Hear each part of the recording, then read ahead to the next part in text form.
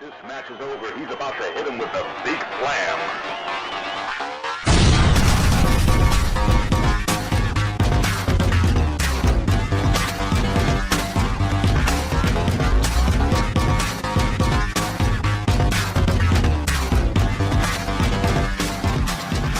Again, thanks for your support, and we'll see you at the matches right here, OneWrestling.com.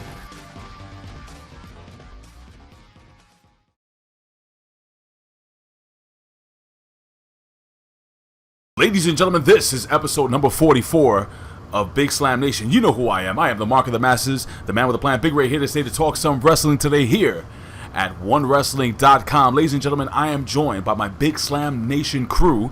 Yes, you know him as the Raw guy. You know him as the conspiracy theorist. You know him as, well, a panda friend, or friend of the pandas, if I'm correct. Guys, Obi-Wan, you know me. Billy Ray Valentine, what is going on, brother? What's up, buddy? What's up? What's going on? OneWrestling.com. What's going on, Big Slam Nation? It's me, the handsome panda himself, your neighborhood conspiracy theorist, Billy Ray Valentine. You know, got a lot of things going on. I'm going to go see David Icke tomorrow. Zach De La Rocha just dropped a new song, which is hot fire like Deletion. Go check that out. And we got the crew here with us. We're going to talk some wrestling. So I'm happy. I'm excited, man. What's up? Well, listen, man, it's actually been a little while since I got together with you guys doing the thing here. You know, we're always on WrestleZone, and I'm on OneWrestling.com doing everything. But it's been a while since I got on with you guys. So it's really cool. And listen, speaking of you guys, well, it's one of our main guys here. The guy is a vast, what do you say, fountain of misinformation. Would I call you that, Professor? Anyway, you know him as our resident professor, and actually he has his own show over on the PW Hustle channel, also on YouTube, The Professor's Perspective. He is the prince of not knowing much. It is the Professor Anthony Quintana. Follow him on Twitter at PROFPW Hustle. What's going on, Professor? Actually, I'm lying. Professor knows a hell of a lot of wrestling. That's why he's called the Professor. What's up, buddy? Can I correct him? Professor? Go ahead. He is the glorious Professor Anthony Quintana. Please get that right. Go ahead, Professor. Brother Slamites, I knew you'd come. How's everybody doing? Now, that is spelled C-O-M-E, correct? Oh, yes. Okay, I'm just making sure. And as we move on, awkwardly, from PG-13 into Radar, ladies and gentlemen, our explosive co-host here at OneWrestling.com. And by the way, we are going to be doing a full review of Backlash 2016. I was about to say 2013. I am way out of it right now. As well as talking about Delete or Decay and the rest of TNA stuff. But speaking about TNA, listen. My TNA Impact Rebellion co-host over at WrestleZone.com, ladies and gentlemen, formerly of OVW, formerly of 2CW, formerly of, well, TNA Impact Wrestling. Ladies and gentlemen, they call him the hacker, Ben Hamin. You can follow him on Twitter at Ben_Ben. Wait, hold on. Wait, before I continue this. YOLO, invade your zone, ruin like ancient Rome. I span the universe and return to Earth to claim my throne. The maker, the owner, plus the sole controller. Ayatollah rest in the sky, the clouds my sofa, infidels. YOLO, back in the house again at OneWrestling.com, ready to wreck shop on all you morons. Ben, delete, obsolete morons. Ben, the reason why I didn't finish my intro is because I'm trying to do my intro, but it's been bothering me the entire time we've been sitting here. Connor Fabe basically disappeared for the last 2 weeks on the WrestleZone on WrestleZone on Impact Rebellion, and finally he comes back. He told him he's been in the hole for the last 2 weeks drinking his own urine, and then all of a sudden you disappear, and now he's not here. He has nothing. He wants nothing to do with you, brother. What did you do to Connor Fabe? What didn't I do to O'Connor Kayfabe is a shorter list, moron. Go check the files from Gitmo and your little prison fancies over in Iraq over there as well. I've got all the tricks. He's lucky. He needed to lose some weight anyway. I dropped 20 pounds off of him. He should be thanking me. Oh, my God. Listen, all right, we're going to get past this. We have a lot to talk about. But before we talk about this, Mr. Ben Hamin, if you don't mind, I'd like to speak to Mr. Ben Dewar. You got a second? Oh, yeah. YOLO, let's do this. WrestleZone in the house. WrestleZone Daily Crew. Big Ray, represent. Hey, dude, you're going to be doing a comedy show, and it's for an amazing cause. It's actually going to be run by one of our good friends over there at WrestleZone and a friend of the family here at OneWrestling.com, the Gooch. And you can follow him on Twitter at Gooch80. I think Gooch88, is it? Yes, Anthony Marinelli. Yeah, Yes. very loyal listener, and he's taken our whole platform to another level and been inspired by it. And now he's putting on a show. He booked me. He didn't ask me. He booked me to come down there to New Jersey. It's going to be for ACS, I believe, right? The American Cancer Society. That is correct. And I'll tell you what, right now, Hacker Hamin is already 4 for 4 in crushing cancer for people who have asked me to threaten it, to crush it out of their bodies, and I'm 4 for 4. So I'm telling you right now, this comedy showcase may end this cancer debate forever. No more radiations for anyone. Well, listen, my friend, as you can see here, ladies and gentlemen, we have the flyer up. If you need any information, guys, hit the pause button, guys. Take down the information here, the telephone number, the date, the time. Guys, it is for a good cause, excuse me, guys. It is for the battle against cancer, ACS, ladies and gentlemen. So please come by. We're going to be, where is it going to be exactly again, Ben? It's at DeGenerios, I believe, is the name of the spot in Bayonne, New Jersey, which is a big karaoke bar. So you may get something special there. Ben Hamin karaoke performance, never before seen. Could be the first time ever, and that's the place to break it out. So I'm looking forward to coming down there in New Jersey. I may stop by the Monster Factory, see some of my family there, and never know what else we're going to get into around the holiday season. All right, again, guys, give a shout out to Anthony Marinelli. You can find him on Facebook. Very, very easy. But let's jump right into this show now. Before we jump into the WWE Backlash 2016, there are a lot of news and rumors going on. So I wanted to kind of run these things by you guys. Now, Alberto Del Rio has been officially released from the WWE. This is according to Ryan Satin at ProWrestlingSheet.com. It is September 9th, 2016. First and foremost, Ben Hamin, do you know anything more than what I'm reading here regarding the whole Alberto Del Rio situation? I heard there was some type of press conference, and he basically stated that he was uncomfortable with the way the WWE was moving forward with him. Do you know anything about this? Well, this seems, I didn't get to see the press conference today. I was disposed, so I definitely still need to get up on that. But this is kind of speaks to the greater epidemic when you have blue chip players, former champions, and your top title people walking away from big money, from being threatened backstage and the climate of fear, and you do what we say, and if we don't like your relationship, then we're going to put pressure on you or take your push away creatively and stifle you that way, so you just feel like you're spinning your wheels, and until you pretty much are forced to do that, right? Or you're going to eat crow and grovel at their feet to beg for more, and I think people are kind of done with that. All right, Billy Ray Valentine, your thoughts on this, buddy? You know what, man? When he went back to the WWE, I was shocked. I didn't think I'd ever see him go back. And, he was lighting it up. He was champion all over the indies. He was the mega champion at AAA. He was still the mega champion at AAA when he got signed to the WWE. And I just didn't see him going back. And when he went back, he had a lot of momentum. He beat John Cena. He became the U.S. champion. Then it went nowhere very quickly, and it was a waste of a talent, and the WWE has been known to do that. Where does the guy end up now? I think it's the better. I hope Alberto Del Rio made his money, okay, because that's the reason he went over there. I don't know how much of that was guaranteed, but I hope he took a huge chunk of that with him. Second, I hope he ends up in TNA and does his thing over there. I really do. I'd love to see him there. I hope he takes Paige with him. And they can be a couple over there, and it'd be awesome. I think he has a lot to offer. The guy's ridiculously good. All right, before I asked Ben about the whole Alberto Del Rio Paige thing, because that's kind of interesting to talk about. But Professor, your opinion on this whole Alberto Del Rio thing? I'll give my quick opinion, and I want to go around the table one more time before we move on. Well, taking excerpts from the press conference that I've read, he said, well, of course, everybody knows the $1 million question is, what is his name going to be? It's, again, Alberto El Patron. He returns back on the indie scene. And number two, I think Billy Ray's right. It's just more about maybe he might go to TNA, maybe he might go back to Mexico, but, he's got a lot of places to do it. But the one thing that intrigued me, he said, I got 2 more years to really be in the wrestling scene, and then he really wants to retire after that. He's got some business interests to do. He wants to be part owner of an MMA company from the excerpts I've read. So, it's very interesting that he wants to do that scene, and he wants to be a commentator within the mixed martial arts world. So I'm very interested about that. And to be fair, on the other side of that, guys, you might not agree with this, but you know, when he came back to the WWE, not only was Billy Ray shocked, but I was shocked too. But when you looked on social media, on certain platforms, it was a very mixed reaction between people who was excited for Alberto Del Rio coming back to the WWE. I think we could all fairly say that. You know, the WWE fans, or the universe as they like to call themselves, you know, you saw all the hate for Alberto Del Rio when he came back the second time. So they were not interested in Alberto Del Rio's return, so to say. And then Alberto Del Rio was dealt a bad card. You know, when he was teamed up with Zeb Coulter first, it just didn't look right with the Mex America thing. But you know what?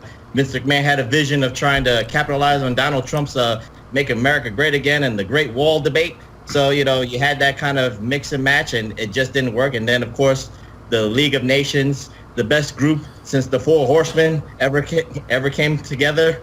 And that didn't pan out as it was. And, you know, Alberto Del Rio should have been a main event player, like Ben Hamin said. So, and it just didn't work out. So now he goes back to the Indies. Maybe he goes to TNA, and, you know, you'll see his stock rise again. Yeah, I kind of disagree with the whole. I don't know. Maybe it was just me. I thought people were actually pretty excited when he came back the second time around. Number one. Number two, you know, it's a situation where, and I was behind Del Rio a whole bunch. And I'm not saying that the WWE's right here. I'm not saying who's right, who's wrong. But, you know, there are a lot of wrestlers out there, a lot of sports entertainers that have been given raw deals and have made the best of what they had. And you know, like AJ Styles said, I was watching the show Ride Along, and he was talking to, he was riding along with his boys from the Bullet Club. And he says, you know, eventually the cream rises to the top. AJ Styles, you know, was said that he couldn't cut a promo. AJ Styles was said he was too small. AJ Styles is fighting for the WWE World Heavyweight Championship at this pay-per-view Backlash. So, Ben Hamin, do you think that Alberto Del Rio has been maybe pinpointed or maybe blackballed by the WWE, you know, because of the situation with Paige? Or do you think it's a fact that, you know, Del Rio was given several opportunities, even though they weren't the best opportunities, even though they may have been awkward or weird? But do you think it's a possibility that maybe, I don't know, that maybe Del Rio kind of just screwed himself over? That's highly probable as well. I mean, you're talking about heater situations, and back it up, he wasn't just put with Zeb Coulter real quick. He was supposed to get paired with Paul Heyman. That got shelved. And then the backup to that was Zeb Coulter, and you were off to the races with a C-plus start already, trying to do a hot button topic the absolute wrong way and put the guy who should have the heat on him against the libertarian guy, and you put them together. It was wrong. So you botch from the get-go, and then you're shuffled down into one of the worst, most forgettable, you know, factions of all time, with guys who all should be over. And look who's walked away from that faction already. So this just goes to show that this climate of fear and loathing backstage, where houses are down, paychecks are down, and obviously Ryback walking away from $1.5 million. A guy like Del Rio doesn't need a belt. I appreciate you guys watching from a fan's perspective, but belts are for guys who can't get over with character, and belts are meaningless. Anyone can be a champion. Anyone who Vince McMahon says is a champion is a champion. So if that is what he needs to feel like he's useful, or some guys need, that's their own ego saying I have to be in the spotlight, or they want to try and be the John Cena, you know, guy who captains the ship. But a guy like Del Rio, you could have gotten 1,000 times more out of with a strong character storyline. I know my WrestleZone partner, longtime friend Nick Hausman, is real big on the Romeo and Juliet. We're classic theater guys. It was all right there, but instead, you know, because of Paige being a heater since she got there, lying to management because she was young, and, you know, walking into a job at 18 because her family was in the industry, that's entitlement over people who have grounded out on the indies for 10 years, you know what I mean? And it manifests itself in bad behavior, and when people walk away from $500,000, it's just ridiculous. Like, that shows how far things have gone. All right, so, I mean, Billy Ray Valentine, listen, man. You have all these talents, like Billy Hamin is saying, basically leaving the WWE, whether it's they're getting tossed out or they're leaving on their own accord. You got guys like Ryback, guys like Cody Rhodes, who I wanted to talk about briefly, and then you have a potential Damien Sandow. You have Paige. Del Rio. I mean, what's your opinion on this vast exodus of Punk? top talent that left the WWE at the top of their game. Well, most of these people that you mentioned, with the exception of CM Punk, were never given their fair share in the WWE. I mean, you can make an argument for Del Rio during his first run in the beginning.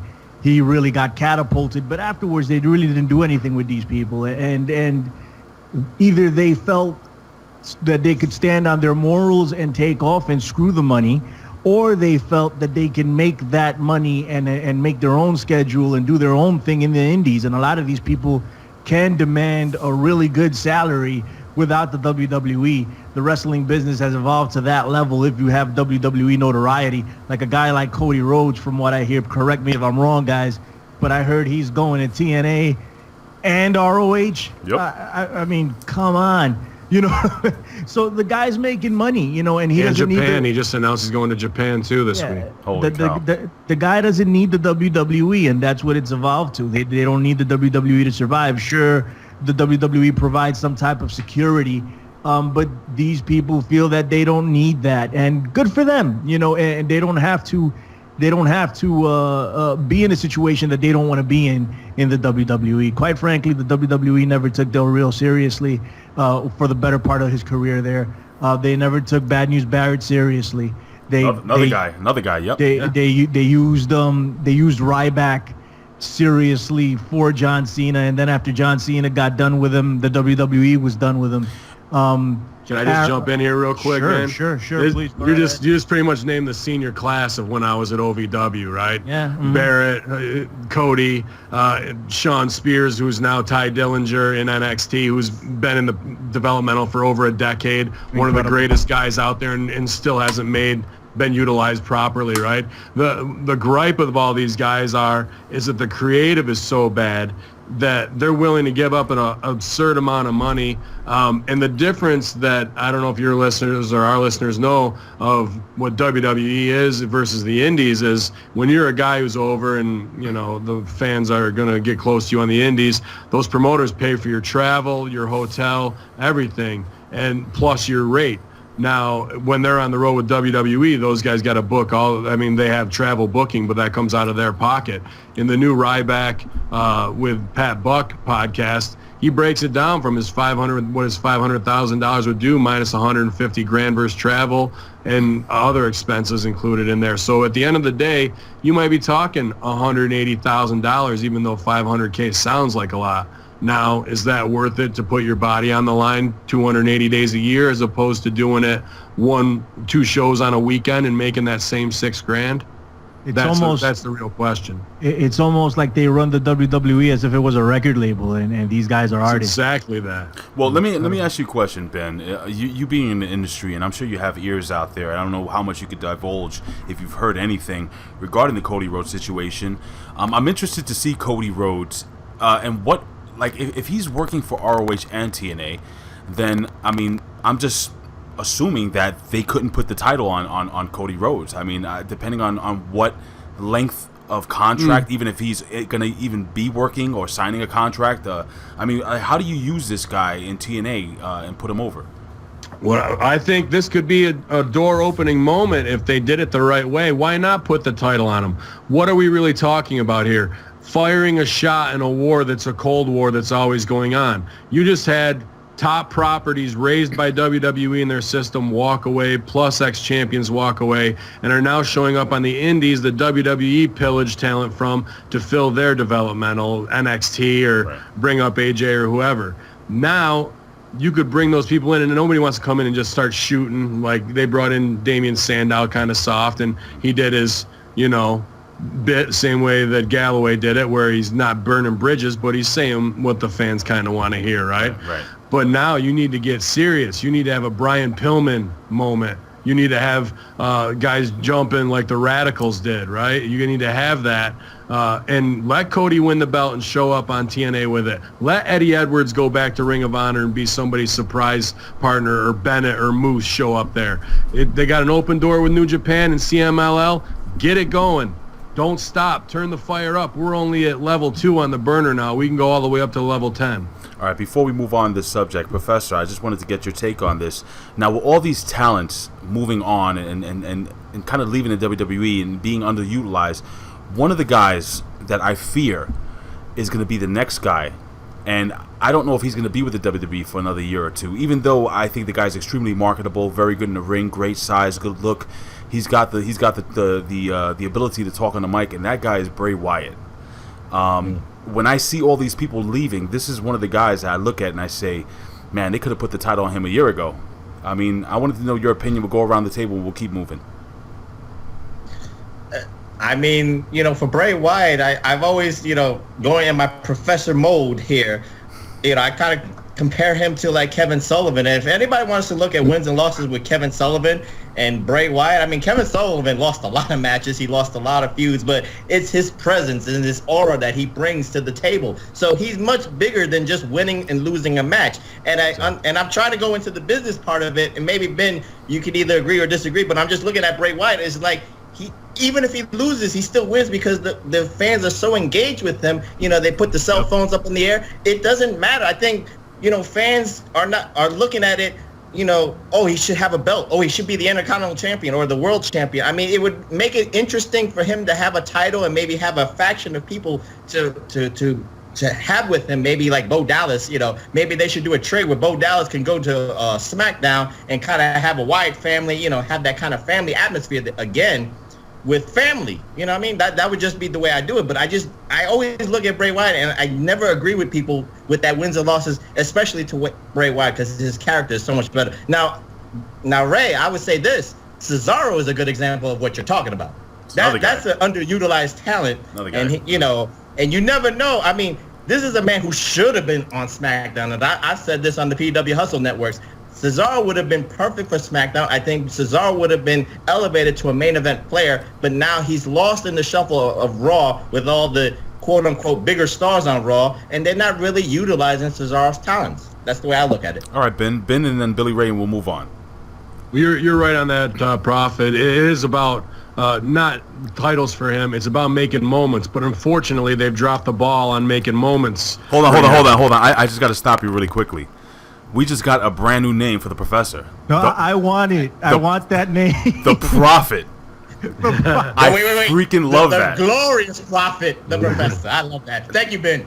How come you couldn't screw up and call me a prophet? No, he doesn't need any more names. Well, unbelievable. Anyway, go ahead, Ben. I'm sorry. That was just fantastic. No, he was on. He just needed the words to say it, and that's really what it is. If you listen, I listened to Kevin Owens' Jericho Today podcast. It was excellent, and some things I liked about it that were revealing, and other things that weren't. But one of the main points he puts over is it's not about the wins, the losses, who's holding the title. It's about that image in your mind, that moment that you go away with. And you absolutely need to make those moments for Bray Wyatt like Undertaker makes them, right? That's what he needs. And the crowd's engaged and they're ready, and then they just fizzle him out every time. So, how many times can you cry wolf and burn your audience? It's just not believable. And he's got to be another guy who's got to be so dismayed with creative. And if this is the story that's getting told over and over again and it's not a money issue, then you may be right on that, Big Ray, that he could be the next one out the door. When it comes to Cesaro, he's in a program for the Best of 7 series. Is it as hard as hitting as the one that Booker T did back in the day? Not so much, in my opinion. I would have liked to see him lose 4-0, get smoked. And then when he goes up for his title shot, he comes out and wrecks shop on everybody like a crazed maniac. He can't take it anymore. He's been so downtrodden. We've seen the promos where he buried management, saying this shouldn't be about management and authority. People want to see wrestling and the wrestlers, and yet here we are again. Main storyline, Triple H comes down and decides who's going to be champ. Very cool. Hey, Billy Ray, can I? Yep. Ray, can I just ask Ben Hamin a question? Ben, from a wrestler's perspective and the way that you know this stuff more behind the scenes, why are more people in the WWE are frustrated? Why is it only the WWE with the frustrations and then like in the indies is fun? Could you elaborate on that? Well, you're in the locker room. It's fun to be a star and get everyone want your autograph and put you over in the airport. But the reality is you're working 5 days a week for the same money you could be making working one match. traveling all over, being away from the ones you love. That's part of it. You know, that wears some people down who aren't made for the road. And really, it's kind of being lied to over and over again. Ryback puts that over in that Pat Buck podcast of just like, you're told this and you know you're being worked while you're doing it just so they can get you out of their face so they can get on. And, you know, guys who they don't think are over enough are getting spots. Guys are leaving during the main events and whatnot. I heard there's a couple people in the NXT classes and even who are on the roster now who think they're over enough that they don't need to stick around or people aren't watching the shows. So when that's happening and I hear about management threatening Paige, I won't name anybody specific, but these are the types of things that go on all the time. But everyone wants to look at it from a fan's perspective as that nostalgia feeling. But really, to be a player up there, Hogan said it this week on Bischoff's podcast, you got to be a politician. And sometimes that means being the nicest guy in the room, and sometimes that means cutting somebody's throat, and that really means DTA, don't trust anybody. Everyone up there's a scumbag. All right, do you want to give your closing opinions on this segment, Mr. Billy Ray Valentine? Because I saw you kind of go, to Professor. He's like, He's pissed about the Prophet. I'll get you a nickname too. What is that about? You saw that? You saw how angry he was? That's an awesome name. I want to be the Prophet, man. The Prophet, Billy Ray Valentine. That sounds amazing. He sounds like he'd go tour the South right now and make some money on a tent tour. Oh, hold on. I've already made calls. I'm patenting it. I'm the glorious Prophet. Oh, goodness gracious. Use it, Billy Ray. You know, I was about to ask the professor if he would be graciously, actually, bestow that name upon you. You know, I mean, well, actually, it's Ben Hamin who's the one that Ben Hamin already gave me this. He did. Yeah, but yes, he let me do that. He could have gave you something else, Never too. know. You come to that show in New Jersey, one $5 face slap, you'll have all kinds of new powers. Listen, yes. I need to lose about 20 pounds, so I'm all with it because I know you can make it happen. You'll be running a 10K in the morning. You'll roll right out of bed with your sneakers on. If it happens, I'll put it up right here on One Wrestling, man. Oh my God, yes. I would, dude. Do you? Let me explain something to you. I would put that on a loop. I would just watch you get slapped over and over and over again and take extreme joy in It'll seeing be a that. hard one too, right across the face. Oh my! I want to see his tooth hit the wall. I want my teeth. Okay. I can't call myself a handsome panda. And just like Dave Chappelle's show, I do it in slow motion. Woo! I just love it. All right, go ahead, Billy Ray. Close it out, buddy. To lose the 20 pounds, it's worth it. Listen, let me touch on a couple of things. Right, we're gonna go to Bray Wyatt. Now, I think, and I could be very wrong here, okay, but I think Bray Wyatt is a WWE lifer. Really? It's the character of Bray Wyatt, right? Like we were saying. Does he need a title? No, he doesn't need a title. There are many people in the WWE history that got over on just being themselves. Guys like Junkyard Dog, Jake the Snake. Right now, but Junkyard Dog never hit that level in the WWE. What? He was a cartoon. Yeah, no, I know, but there was a lot of people. He needs that an were opponent. cartoons. He needs somebody specific that's going to bring the best out in him. Jimmy Superfly Snuka. Jimmy Superfly Snuka, Jake the Snake Roberts, Roddy Piper is my favorite one because he won the IC title. Yes, he got it here, but that was further down in his career. Okay. He was over as hell and he didn't need it. But even after that, like that was the only title he ever really won in the WWE, if I'm not mistaken. How about the African Dream, Hakeem? The African Dream, baby. Anyway, but listen, so what I do disagree with, I disagree on 2 points. And Ben Hamin and the Professor made one point and the Professor made another point that I disagreed with. He needs to win. And he doesn't need to win everything, but wins and losses are important because he starts to lose the mystique if you think he's going to go in there and lose all the time. Let's take a look at Dolph Ziggler. No one takes that guy seriously. I think he's beyond rehabilitation. They're going to turn him heel, and maybe turning him heel will help. But, I mean, nobody believed that Dolph Ziggler was going to beat Dean Ambrose at that last pay-per-view. No one believed it. And it's because Dean Ambrose loses so much. They need to start making Bray Wyatt dangerous again. Make America great again. Make Bray Wyatt dangerous again.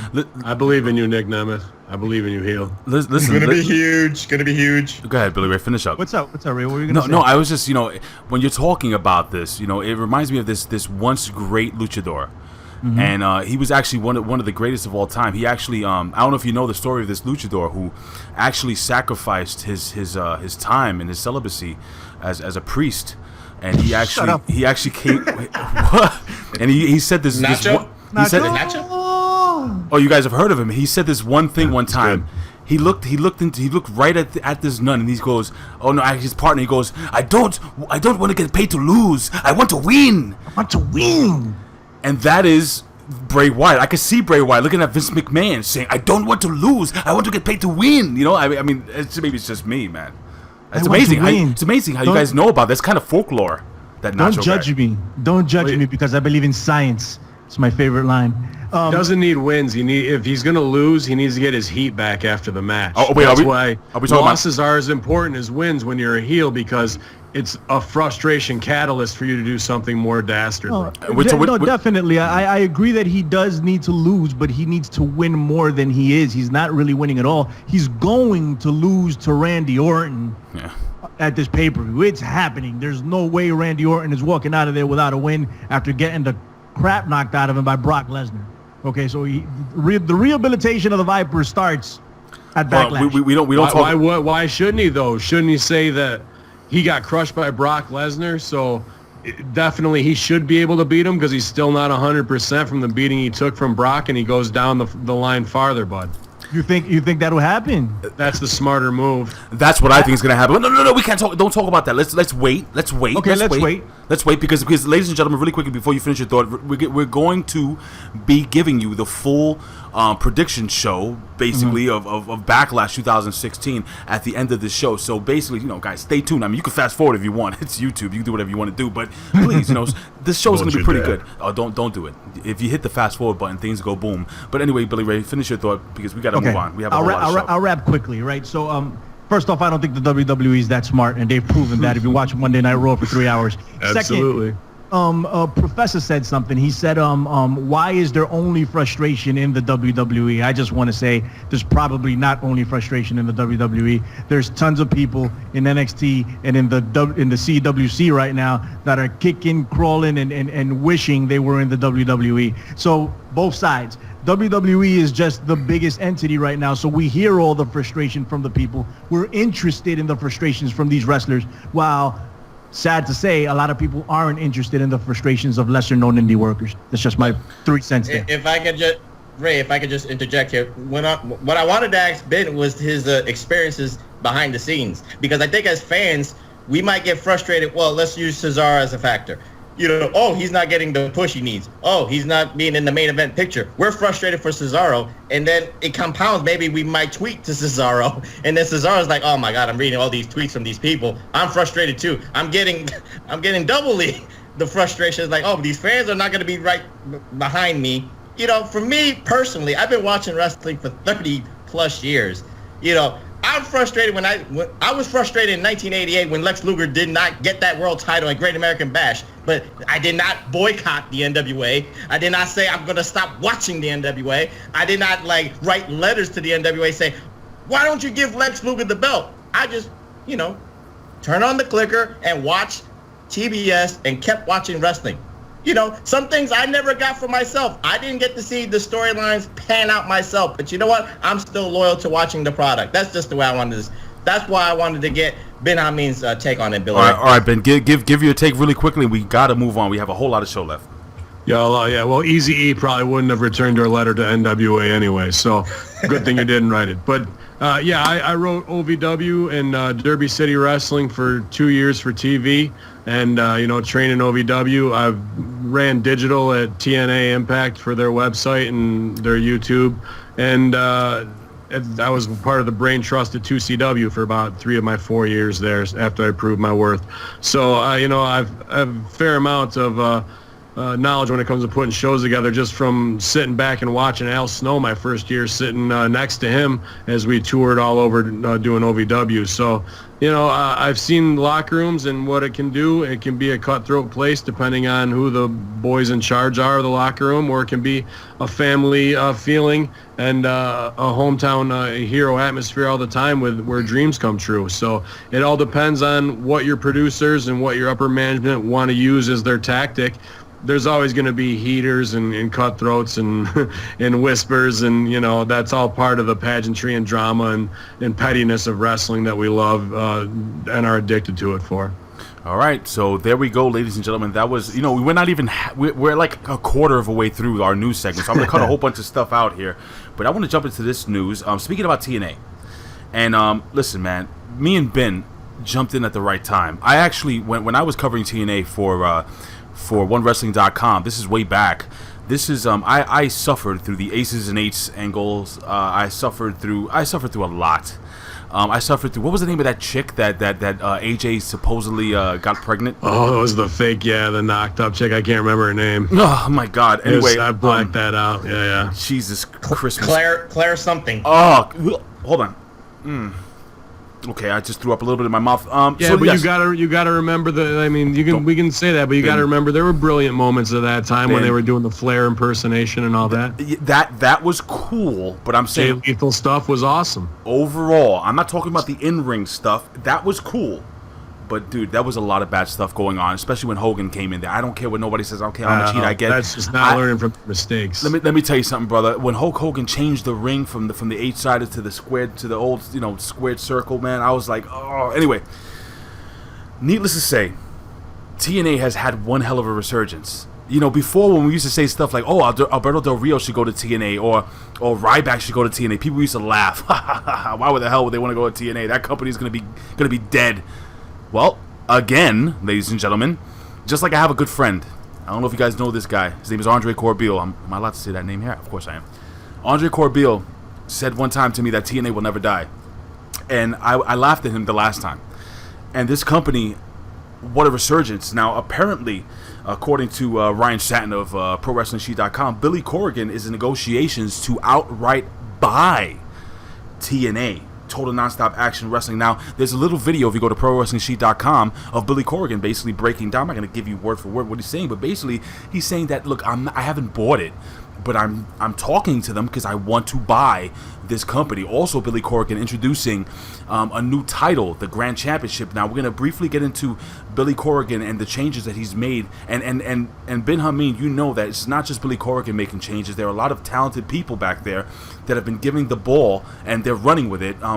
Since you know who I'm talking about, and I don't know if you had lead to say who they are or maybe kind of allude to it, but can you tell us like more or less what you feel was the turning point of Total Nonstop Action, Impact Wrestling, and what do you think the positive effect or negative effect is to have a superstar like Billy Corgan running that company? And what about Dixie Carter? Well, that's a lot. So it's a lot. Well, it's a lot. You got 2 minutes. It's the debate right now. 2 minutes. Oh God! All right, hit the promo time. Go. All right. So when it comes to where TNA is at now, is they're kind of getting everything in order and hitting their stride. Why they had a lot of talent that was farm raised there leave, Austin Aries, Eric Young, beer money to go to NXT or what have you.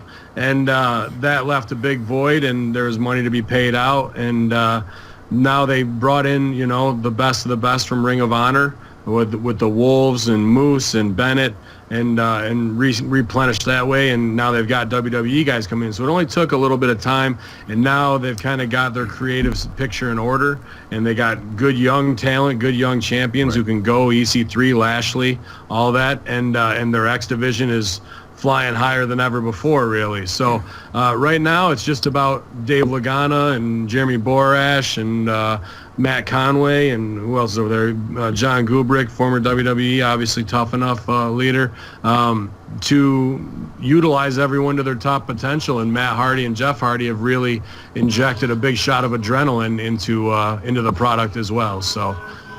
Absolutely. Okay. What Ben? What the hell is going on back there, buddy? They're coming to get you, Ben. They discovered kayfabe in the cave downstairs. Diplomatic immunity. They will never find Ben. That's the problem. But I'm sorry, Ben. Please continue. No. So when it comes to why it's getting good now is because the new roster is kind of settling in, and everybody wants to prove their worth. They're hungry, and that locker room isn't as fearful, I don't think, and maybe doesn't think they're as over as another one does, but it's a different setup. They're going to tape 5 shows or 5 days and X amount of shows that they can get in, and they don't have any house shows, and they're not on the road, and their talent goes and works the indies. So the framework of how they do business may be changing. I know that some indies still have to book guys through TNA now. That's the new policy or what have you, but their guys are still shining. EC3 and Lashley are still, the main event picture, even though all the Delete and Decay stuff's going on. When it comes to Billy, he's a rock star with money. He's going to do what he wants, and he's a fan, so he's saving the company. Again, like you said, your buddy said, it's not going away, and apparently for right now it's not either. I just hope he doesn't make what a lot of indie promoters' mistakes do when they put themselves in the spotlight too much and it becomes about them. He needs to stay impartial and keep the best people with the best wrestling minds running the creative and not worry too much. If he's got vision and whatnot, I'm sure he can get it in, but he needs to be open to be getting shot down for things he doesn't necessarily know about. All right, we're going to go around this round table. Now, I'm going to ask Professor. Dixie, I love you, baby. Dixie Carter is just a beautiful... Yo, Ben, seriously, I would love to... She was a sweetheart to me, man. She was super sweet. I can't say nothing bad about her, man. Whatever. She opened this thing up, and even if it's changed in hands, she started something, ran it as long as she could. So for someone who was never in the business, she made herself. But again, another person who wasn't really on camera, and once they get on camera, things change. Well, listen, when TNA is back in New York City, because they should be in New York City this fall, if I'm correct. I think they're going back to the Hammerstein Ballroom. Me, Billy Ray, we had a great time. Did you come with us, Professor? Were you there? I can't remember. No, you weren't. I'm gonna have to come down for that. I love the Hammerstein, dude. When they come down, we're all gonna get together. I'm gonna try to work it out because I was supposed to meet a gentleman that actually that we all know. I was almost mentioning his name. Almost mentioned his name, but a couple of people we know back there to get us back there to talk to some people. I would love to meet Dixie Carter. I heard she is just a splendid, wonderful woman, and I just wanted to thank her because she's seriously, man. You're going to think I'm marking out for Dixie. The fact is that she made some bad decisions, but I think her heart's in the right place, if that makes any sense as a fan. From what I hear about her, she's just a wonderful person that really does love the product and really does want it to succeed, but just can't really make the right moves when it comes down to it. Am I wrong? Well, like I said, maybe, she wasn't cutthroat enough when it needed to be sometimes, especially during that Hogan era. No one learned from WCW and the mistakes of those guys coming in, collecting big money paychecks, and look what happened there. And, kind of did the exact same drain on that company for a while. Well, Professor, Billy Corgan, the new president of TNA Impact Wrestling. We've seen a resurgence in this company. Would you miss Dixie Carter if she was gone, dude? And what do you think her positive, no pun intended, impact has been, or negative impact on the company as we move around this round table? The biggest positive about Dixie Carter is, like you said, she loved the product. She loved Impact Wrestling. She loved TNA, and she was willing to sacrifice to keep it going. So she made some bad business decisions, as you said, the Hogan Bischoff era. But at the end of the day, she always worked hard, 24 hours a day, 7 days a week for TNA. Whether it was the deal with Spike TV, whether it was the deal with Destination America, whether it was the deal to get on Pop TV, that was Dixie Carter, putting in the time and the effort to do that. So I would just say that's the one positive. She's dedicated to the product. Good, bad, or indifferent. That's the only I will say. I got to say something, guys. Dixie Carter did call me darling on Twitter. I know she's married. I'm not the type of guy that would try to hang out or take out a married woman, especially a woman of age and a woman of respect. But Dixie, what's up, darling? Anyway.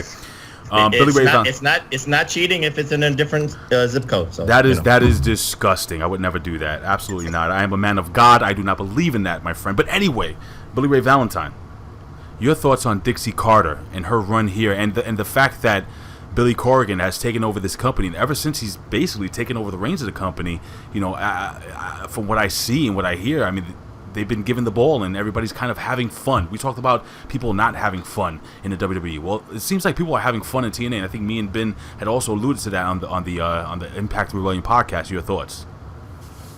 Well, as far as Dixie Carter goes, you know what? There's a lot of people, including myself, spent a lot of time trashing her, but I gotta say one thing. Unbelievable. You're an evil person, by the way. I am incredibly evil. How could you? I was just hoping you'd go all in right here. Everyone's been positive. Just go in and bury it for. How could he be Panda Friend 3000? How can you be a friend of the pandas when the woman that leads Panda Energy is like, come on. That's exactly why. That's exactly why I was trashing it, because I'm a friend to pandas. And anyway, let me not get into it. Listen, as much as the wrestling community had to say about Dixie Carter, there are two things one thing in particular that I want to point out that we should take from it. TNA is still here. I don't know what she did. I don't know how she did it, but she did. It's still around. Like I thought for sure. Go ahead. No, I'm telling Professor stop. Oh, leave that guy alone. Be nice. And this is the guy you guys called the prophet. This is what you guys are endorsing. I blame this on both of you and on Donald Trump. I would say something prophet-like, but I'm not going to say it on One Wrestling. Would you cut the garbage out here, man? Anyway, go ahead. So listen, man. I mean, TNA is still around. It's incredible, and it's she brought in Billy Corgan, and if we're gonna start giving Billy Corgan credit, you have to give Dixie Carter some of that credit too, right? I mean, it just seems logical to me. But to quote Billy Corgan, I just want to say, "You will always be my whore, 'cause you're the one that I adore." If you pull my crooked teeth, you'll be perfect, just like me. Oh God! How did I know you were going that route, Billy Ray Valentine? I'm a big Smashing Pumpkins mark. Because they're actually pretty awesome. Smashing Pumpkins is actually, he's a really, people forget. For you young guys under 20 years old, and you have no idea who this guy is. This guy is a megastar. All you wrestling fans, all you Fame Blacks out there who have no idea. No offense to Fame Black, but the guy's like 19 years old. But the fact is that, these guys don't know, what we know and what we've seen growing up and watching this guy in the 90s and the early 2000s. He's just freaking awesome. But musical genius is the guy. People throw that word around.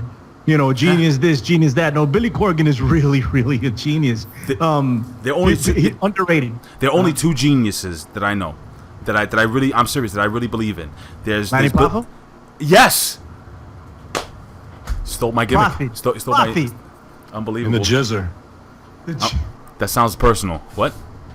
Yeah, the jizzer, the genius, Wu-Tang, baby. The jizzer. Yeah. I thought you said the jizzer with the ER. I heard that's what I heard. I heard the jizzer. I was like, you know what?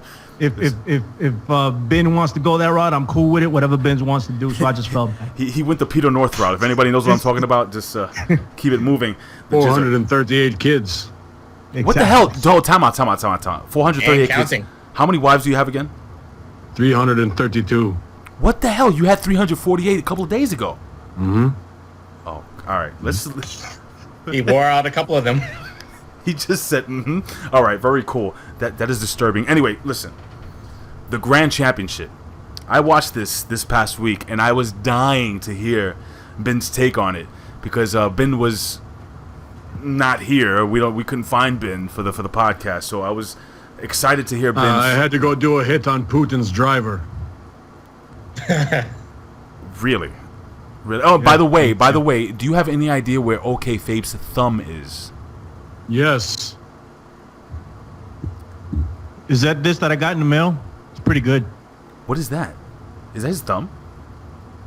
Dude, what was that? Delicious. Hamin sent it to me. I'm eating it. You guys are disgusting. He likes his thumb extra crispy.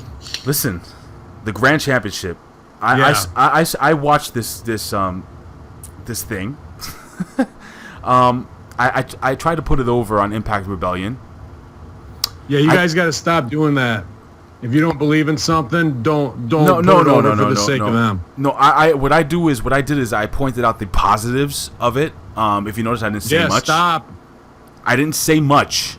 All right, Ben. I didn't say much. Hey, I heard Kid Cadet and Nick Hausman being negative on Thursday. I felt like my work was done there. I had broken some spells. So all right. So here's the deal. Hold on, Ben. It's not working. All right. Here's the deal.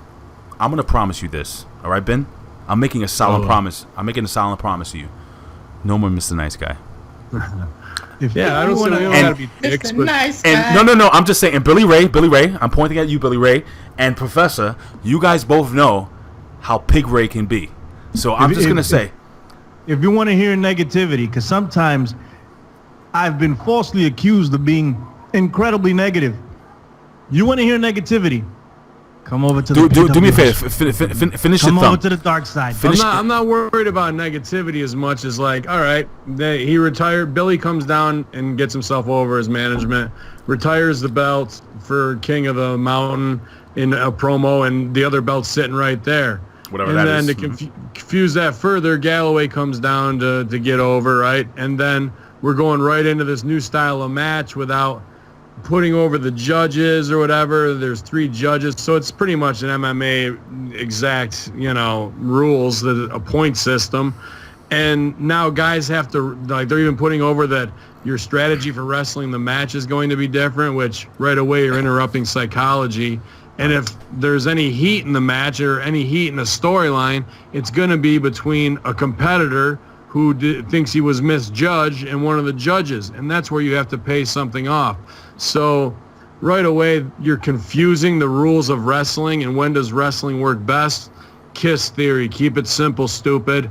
Give a solid finish. Define the lines of who your heels and your babies are. Have your sexy girls be sexy. Have people stab each other in the back. Have brothers turn on each other. Have best friends. Tell all those stories.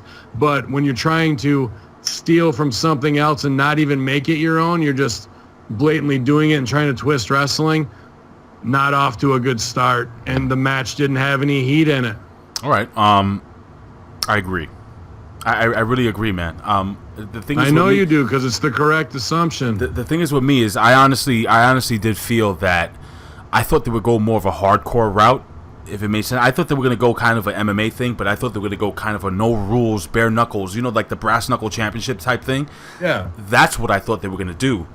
And, with the MMA, with some MMA rules mixed in. And when I saw this, I was like, it's a wrestling match broken down into 3 stages with a time limit, and somebody decides who wrestled phony better and gives you a point value. Yeah, I don't think this championship is going to last more than a year and a half, dude. To be honest with you, they're going to try to make it succeed. This was a big mistake, I think. Big mistake. They're going to try to make it. I think they should have put over the TV title. They should have brought that back. I'm a big fan of the TV champion, the guy that wrestles on television, defending that title every single week. That's simple. That is simple, and it worked. And you know what? It's never not worked. Not for nothing, Professor.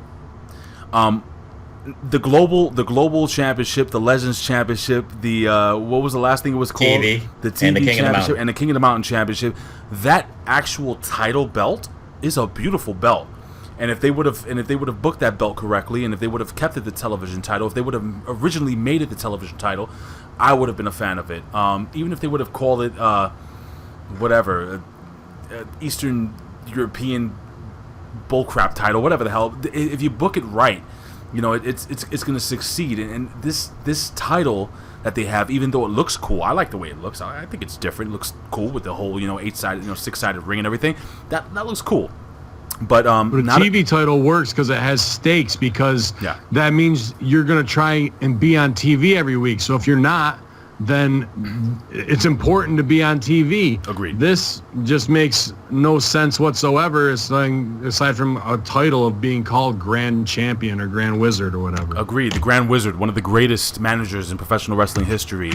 Yes, indeed. Anyway, so your opinion on this whole Grand Champ? I don't want to spend too much time on this because I want to jump into Delete Decay and then our breakdown and review, or not review, but recap our preview show or prediction show of WWE Backlash 2016.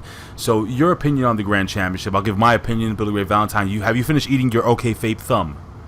You're still eating. Okay, very good. We'll jump onto the Professor, or the Prophet, the glorious Prophet. No longer the Professor, the newly crowned glorious Prophet, Anthony Quintana. Go on, move on, sir. I'll be very quick, Ray. I mean, because Ben just said it a lot. I'll just kind of expound on that. You cannot take UFC and make it into sports entertainment. You cannot combine that two. It just doesn't fit. The Grand Championship scheme sucks. It really sucks. I mean, when you have judges, I have to go old school here. NWA used judges for 60-minute Broadway matches with Ric Flair. Did you hear about the judges? No. You always heard with the commentators, every 15 minutes the judges gave their little scores, and only the commentators knew. And that's how you drew a little bit of intrigue and a little bit of momentum for the match. Only the fans, only the viewers found it interesting. So, like Ben Hamin said, like doing a 3-minute round by round match, it takes away from the artistry of the match. It takes away from the chemistry of the match. So what if what was it? Eli Drake and what is his name? Jesse Goddard had a match. You know, Jesse Goddard had, for the last 10 seconds of the match, he had a lot of heat going his way, a lot of momentum going his way, and then you hear like a bell. Wow. Now you got to do a 30-second rest. It's just a stupid concept. I like them, taking chances like that, but you know what? Sometimes you just have to, like, what has worked in the past, just keep it going. That's the way I'll say it. Billy Ray, your thoughts? I think the WWE has successfully not merged, but taken aspects of a UFC and use them to benefit the product. When you look at the World Cruiserweight Classic, that's the best example of taking UFC into pro wrestling. And I'm not saying in ring, because in ring it's not, but the whole presentation of it, the sportsmanship of it, the commentary, everybody's from around the world. They have brackets. It's broken down. Ronaldo's voice. Yeah. It feels like a real legit thing. It's like, oh my! I was watching it in the office the other day on my lunch break, and allegedly not during work, right, Billy Ray? And somebody passed by that only watches MMA, and he turned around and said, first off, it's funny you should mention the Mauro Ronaldo thing, because he turned around, he's like, isn't that the guy who used to cover Strikeforce? Just by hearing the voice. And then he stopped. He stopped and I think maybe he said Bellator and not Strikeforce. I'm not sure. He did both.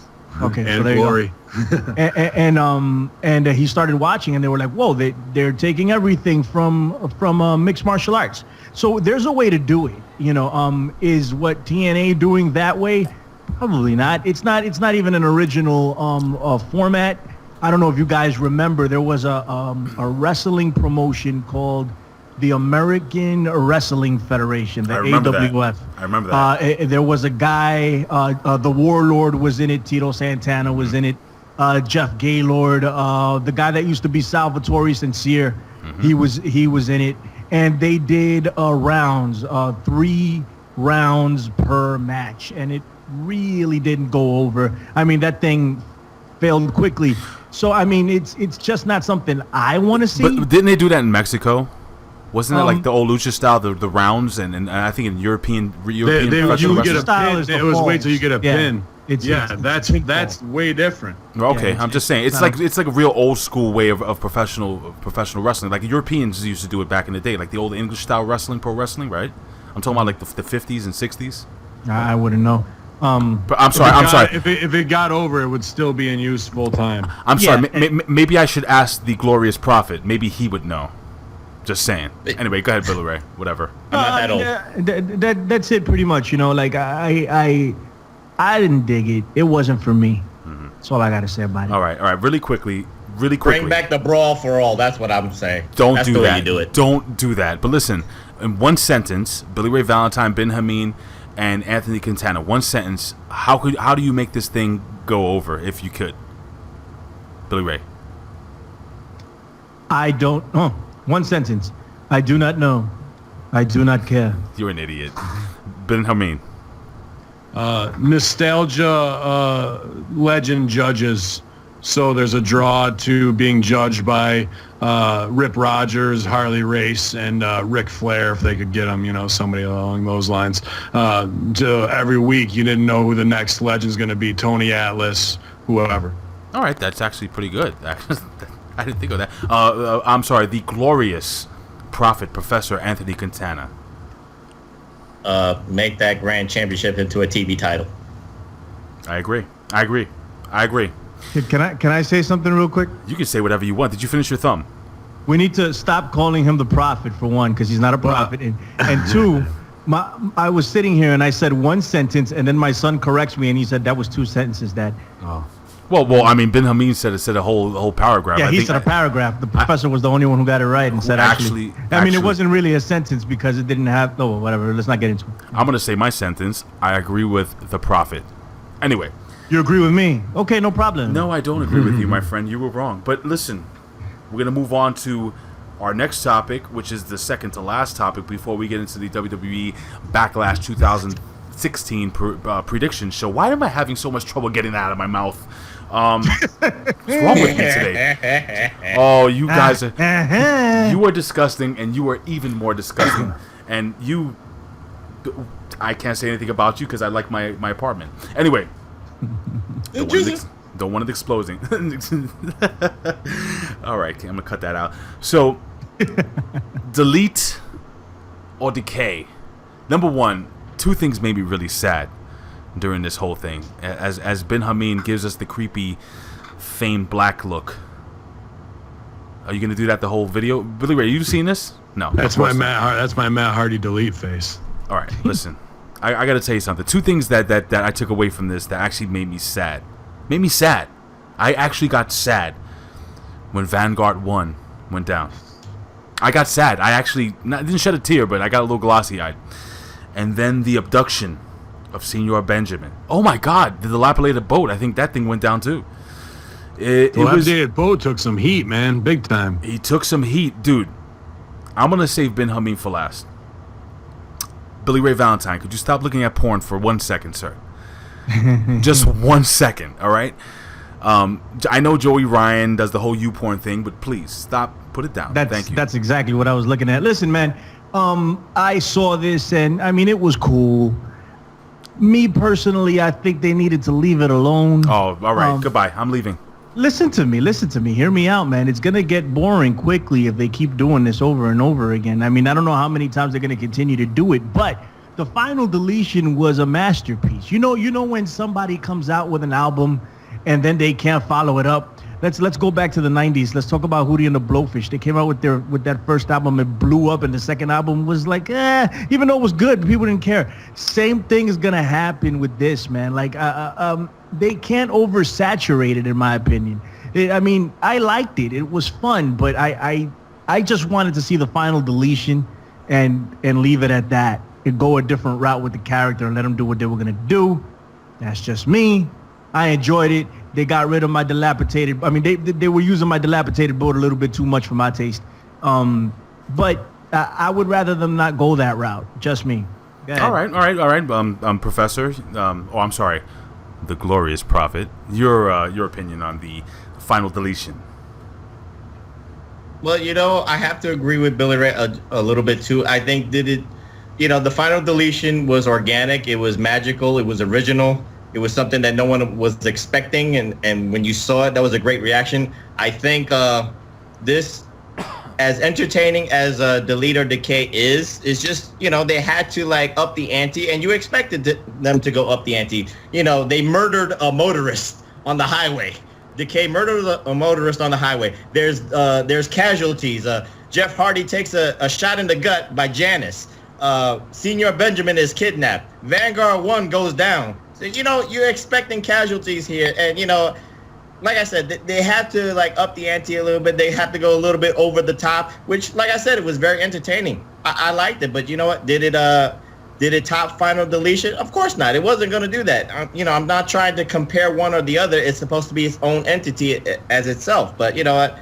Like I said, entertaining. But like Billy Ray said, just don't do a lot of overexposure with this. All right, very cool. And Ben Hamin, give us your breakdown of this, and then we're going to jump right into the Backlash 2016 preview show, because we don't have too much time with our brother Billy Ray Valentine. Move on. Sure, man. Yeah, if you're going to compare it to the final deletion, I think obviously that one was a little bit stronger, but when you first see Jaws for the first time, that's when he's the most impressive, right? So when you know what's coming, what you're anticipating, you have an expectation that needs to be met. So I thought they did a great job being creative again. There's a couple small things I would have done continuity-wise, but again, we're in a fantasy world, so Joseph Park showing up dry after he went in the water, that was, a choice I might have made differently, or the amount of fireworks they unloaded was unreal. I liked a couple. That was awesome. I liked a couple of things there, yeah. And everyone got to play their part a little bit. I know Nick wasn't too hot on it, and maybe if you guys feel oversaturation is the way, I think you can still keep coming back to this, because this world has been created, and we just need to keep checking back in on it at strange times. What I really love about this, being an old song and dance man myself before I became Hamin, before I even went to improv, is the amount of music that's getting incorporated and high-level music in wrestling right now, whether it's Shinsuke's stuff, the Glorious theme, or Rebby getting to show her skills on the piano, and then the boys saying yes and to her and singing and committing to a bit. I love that kind of stuff. And for me, that made Delete or Decay better than Final Deletion. You know, man, I'm going to agree with you. And I'm not just saying it because we're partners on Impact Rebellion. You heard the podcast, right?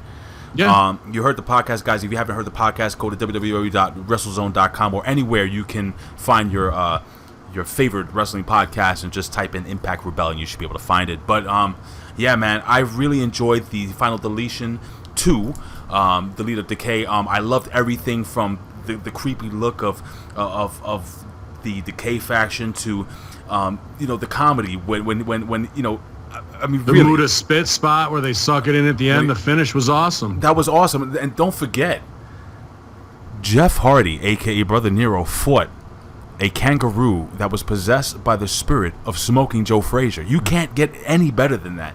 I liked when he buried the Young Bucks, too, his spot monkeys. All that stuff was funny. It was just so much fun to watch. And for me, I actually questioned whether this would be... I didn't want it to be better. I thought it was impossible to be better than the original. I just wanted to be good, entertaining. I found myself laughing a lot. I found myself a little sad. I'm not kidding you. When the freaking stupid flying thing, Vanguard 1, got freaking knocked out. And I thought it was just a good mixed bag of emotion. There was comedy. It made you a little scared. You got a little angry when they were kind of scaring little baby Maxwell. You got a little sad when Vanguard 1 went down. And then lastly, before we move on, Jeff Hardy sacrifices himself for his brother. And then it got funny again because if you notice, his brother Broken Matt was kind of like, oh, all right, thanks. Like it was like not a big deal that he did that. Oh, that was very unselfish. I mean, I just loved it. Ben, you have anything to say before we move on? Yeah, one thing was, I just think outside the box, and Nick kind of brought this up, and it doesn't matter because Maxwell's going to be Carney for life because of the people who are around him, and his uncle is dressing up like Freak Show half the time anyway, so he may be used to it. But reality is, if you were a child psychologist, what damage have you truly done having a man dressed like Abyss and Crazy Steve being around your 2-year-old child? My God, I know. There is something to be said there of like, when the kid's 13 years old, is something going to snap in his head when he sees clowns or something because he was, tormented psychologically possibly when he was 2.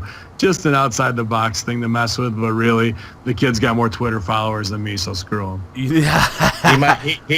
He might be 2 in body, but his age is like 55.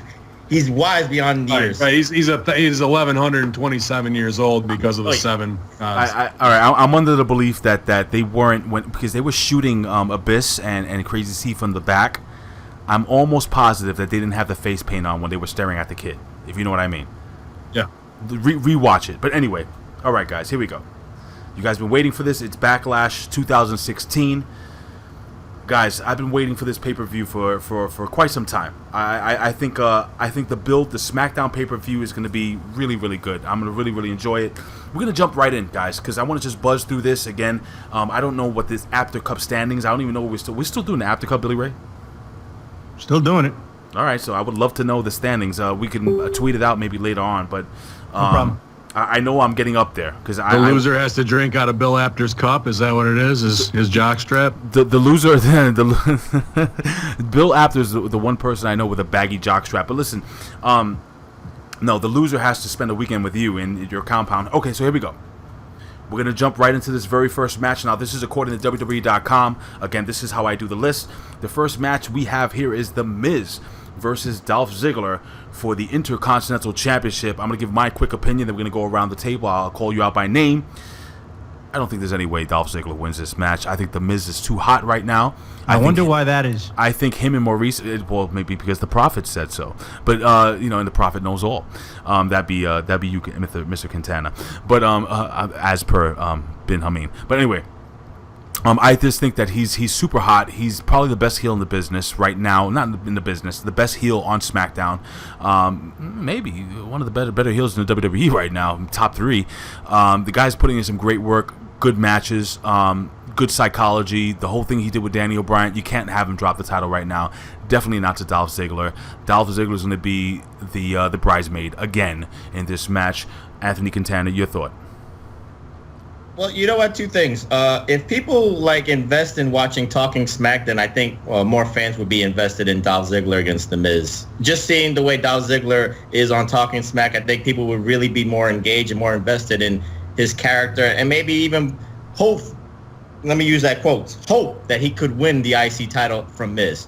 Now, 2, if they copied the KFC commercial bit, Dolph Ziggler will win instantly. But they're not going to do that, so I'm going to pick The Miz on this one. All right, and your thoughts, Ben Hamin? Y'all, Ziggler up in this one, my man. I'm always behind heel Ziggler. Got a lot of respect for The Miz, but I think he's going over right here. All right, and Billy Ray Valentine, your thought in this match? The prophet Billy Ray Valentine will prophesize that The Miz will win. Just to go back to a point that Ray made. Please. Nobody really thinks that, except for Ben Hamin, of course. And you're certainly not nobody. So one person thinks that The Miz is going to lose here. Nobody believes that Dolph Ziggler is going to win because he never wins. So he's going to lose and he's going to turn heel, and maybe he'll start winning after he turns heel. But he's losing to I'd The like Miz. to see those guys tag together. That'd be nice. But how would that work, though? Only after The Miz drops the title at some point. Yeah, heel out like that, and he becomes too frustrated, and then they just team together and call themselves Ziz. I don't know. What is it, Jizz? What did you say? You got that on your mind. You're having a tough time getting things out of your mouth tonight. Wonderful. The Jizzer. What? Yeah, the old Jizzer. The Rizzer and the Jizzer. I didn't put the ER at the end of that one, Ben. Anyway, our next match, we have Randy Orton versus Bray Wyatt. And again, we're going to go around the table. I'm going to go first. I agreed with what Ben Hamin was saying before. I think it's too obvious that Bray Wyatt's going to lose this match. That's what we said the last pay-per-view, and he got that win. I think it's Bray Wyatt's time for WWE to do something with him. Him being the top, let's just say, attraction in SmackDown right now. I think Bray Wyatt goes over. I don't know how. I don't know what happens. I don't know if the lights go out and then all of a sudden you see Randy Orton just laying in the middle of the ring in a pool of his own blood. I don't know. I don't know. But I honestly do feel that Randy Orton will lose this match and Bray Wyatt will go over Billy Ray Valentine. The prophet, Billy Ray Valentine, has decided that Randy Orton will go over in this match. I don't think Bray Wyatt's going to win. This is Randy Orton's rehabilitation of sorts because the WWE never gets it right. So if you think, well, let me not say never, AJ Styles should be the WWE champion at some point. At some point. Okay. Yeah, man, Randy Orton's winning, and Bray Wyatt will go on to not need a win or loss or whatever you want to say, but Randy Orton's going to win. All right, and Ben? Bray up. Keep Orton getting pushed down, make more out of it, and keep Bray on the up and up and let storyline play out at the end of this because it's just kind of a middle-of-the-road match where it's just two guys who like to say like sexy words like Viper or whatever, Decay, things like that in the ring to get their promos over. So there's not a lot of heat there between them.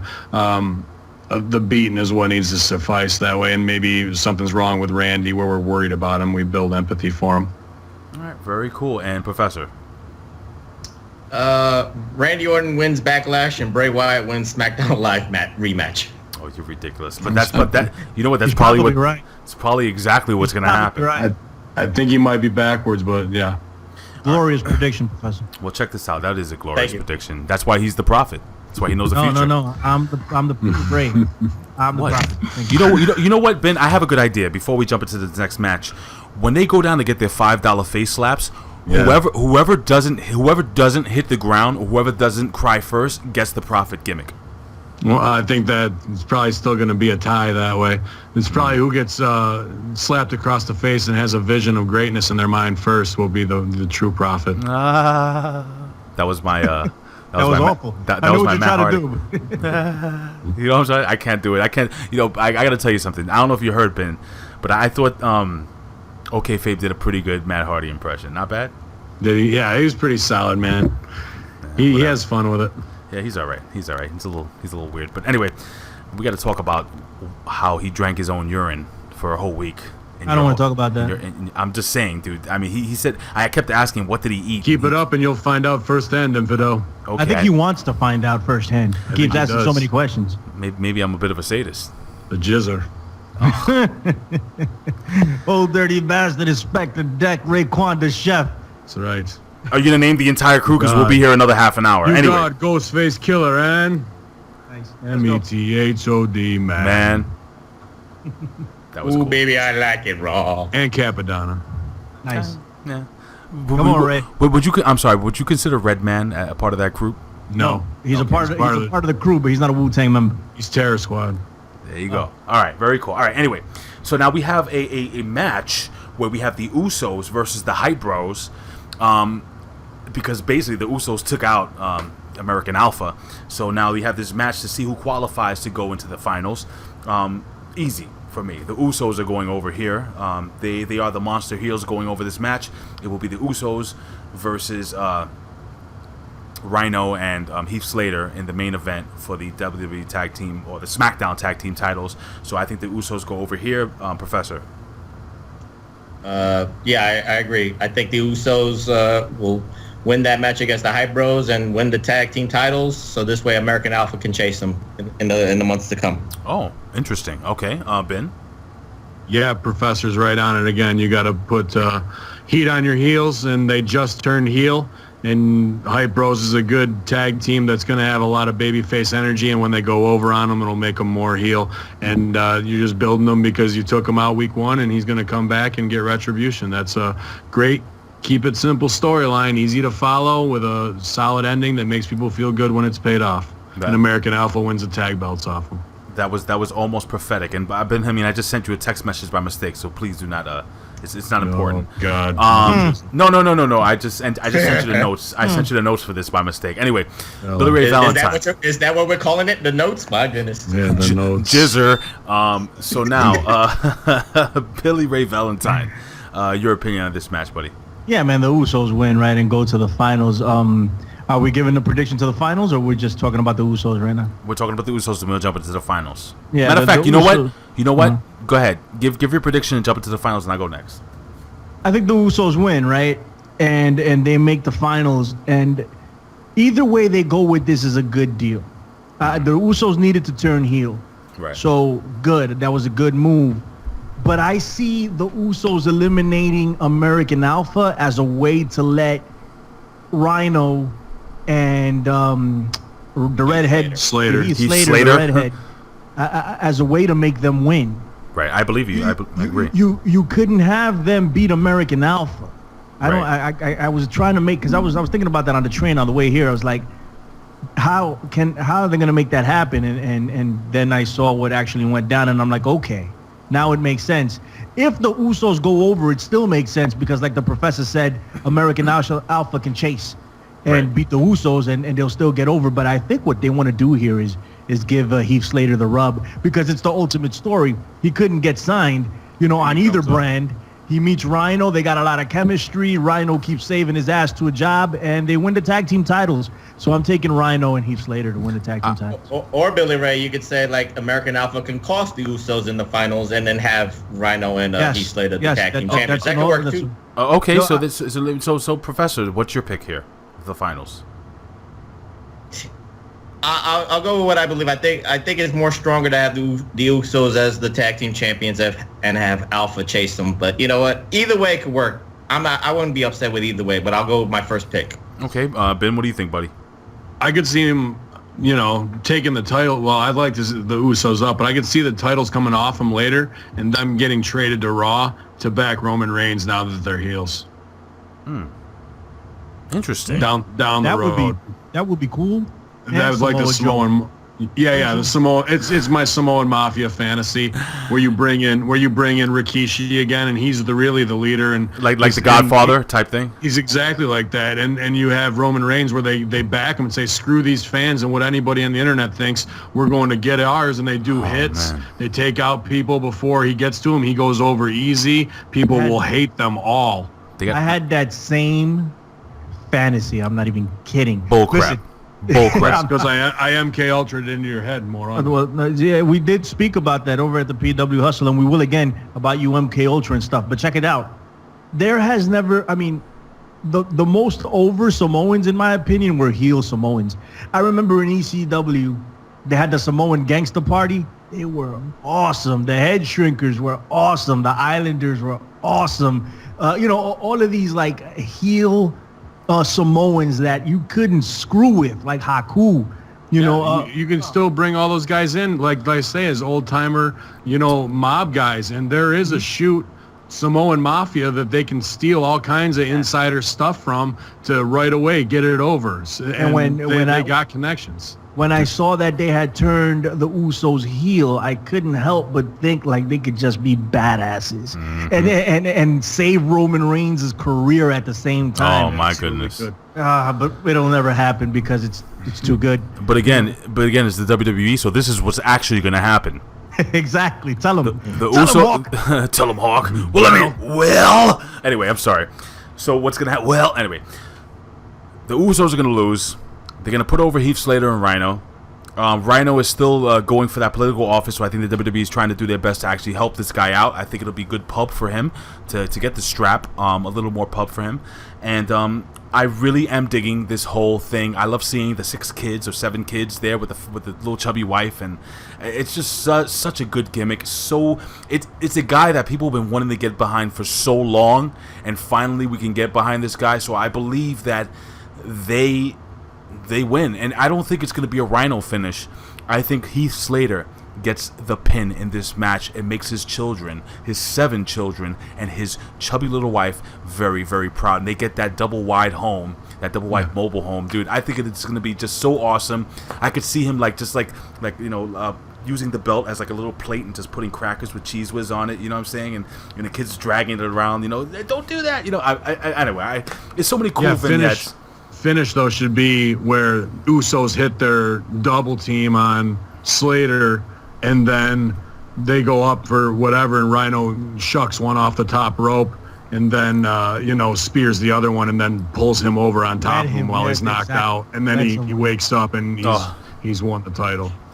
Ben, you must be a prophet too, because that's kind of what I was thinking in my head. Get out of my head, please. He MK Ultra'd it into your head. I booked a couple tag matches.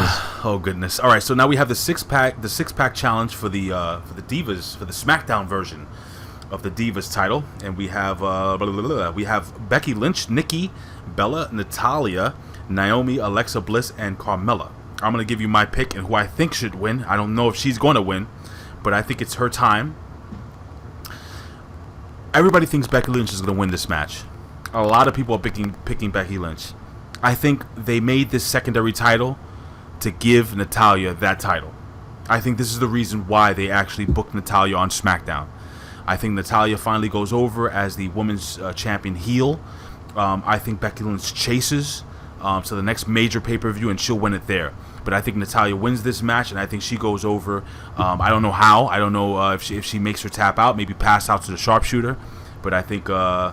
I think Natalya wins this match. Professor, your thoughts?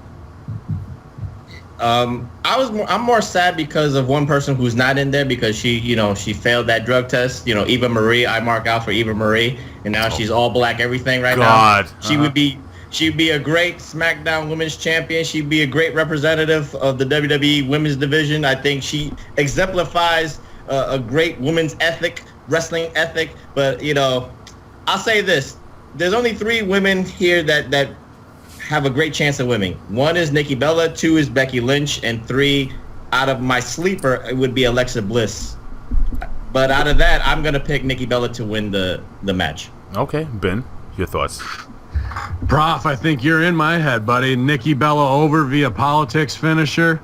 And I would say if it was really me, I would put Eva Marie over too if she can come back off suspension. Is she up before the pay-per-view or no?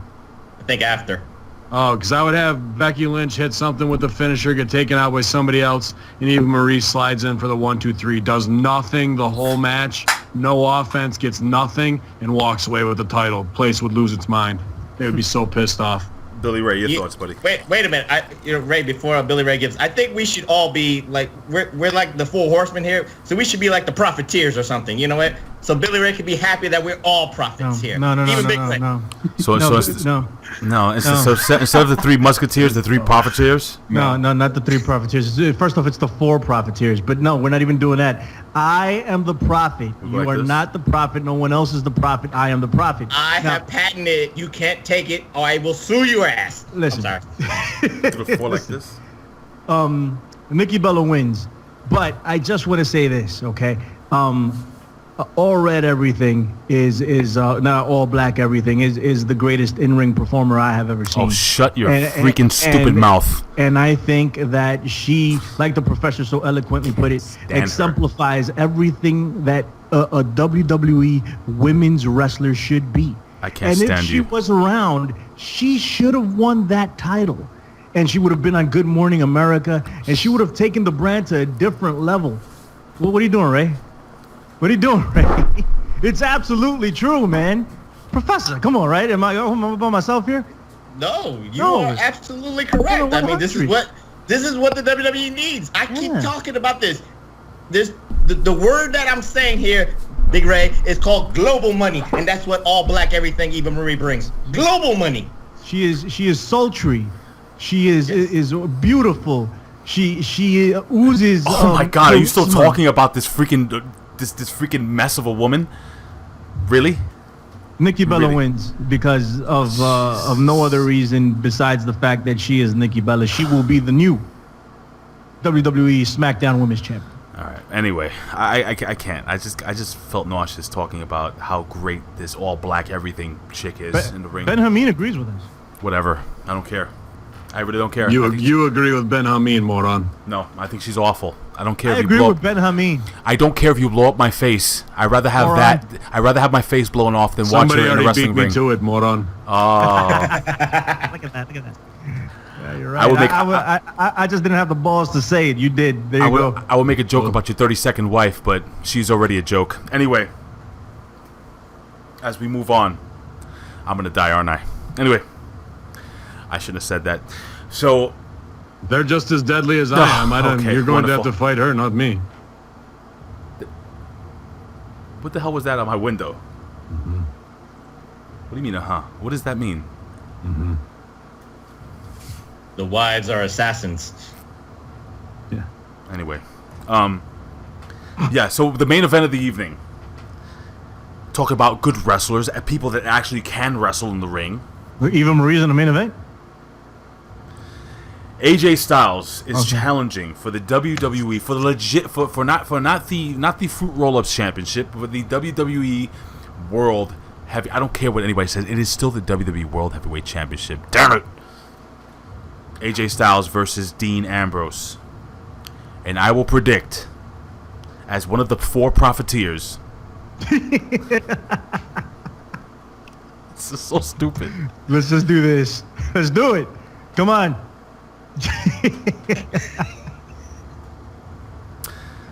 AJ Styles. I know you guys will probably think I'm crazy, and I know this isn't a major pay-per-view, and I'm really talking. You know, Billy Ray, remember how I lost the Apta Cup last year because I was actually picking with my heart instead of... you were just picking. Don't make excuses.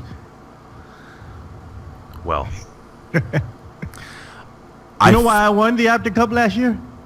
Because I'm the prophet. I am a prophet. Are you done with your garbage talk, with your black everything and everything? Can I please give my opinion here? Yes, sir. AJ Styles, former guest here at OneWrestling.com. Go check it out, the Can-Am Wrestling Show. AJ Styles, former IWGP, two-time IWGP champion, former TNA World Heavyweight Champion, former X Division champion. I think one of only 2 or 3 gaijin to win that title in Japan twice. Am I correct? Him and Brock Lesnar. I don't know if anybody else. Brock Lesnar. Vader? Maybe I'm not sure. Brock Lesnar did not. Brock Lesnar win it twice. I don't think so, but I could be wrong. I don't okay, maybe I'm wrong. So then, let's just say AJ Styles, the only Gaijin to win that title twice. I can't remember. You ever held that title?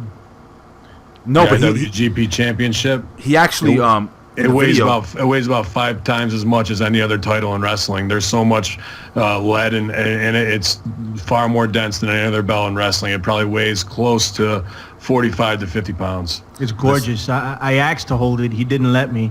Shinsuke Nakamura did let me hold the IC title at IWGP. I have a picture with that belt, and it's not very heavy, but I wasn't able to hold the IWGP heavyweight title.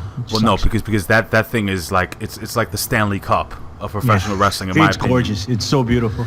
If listen, I'm not just trying to put over the video. Just look up Can-Am Wrestling Show AJ Styles, because we have a segment where we come back from a back in the day with Bill Schuyler segment, and he actually holds the belt up to the camera. He breaks it, like he shows us the belt and up close, and he kind of throws it over his shoulder. And he complains about how much of a pain in the butt it is to actually take that thing in his luggage to overseas. But anyway.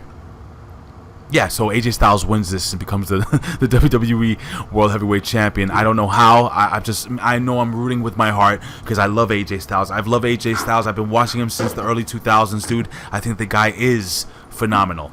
So I hope AJ Styles wins this. So I'm not saying he's going to win this. I hope he wins this. But since we're picking AJ Styles, Billy Ray Valentine, your pick.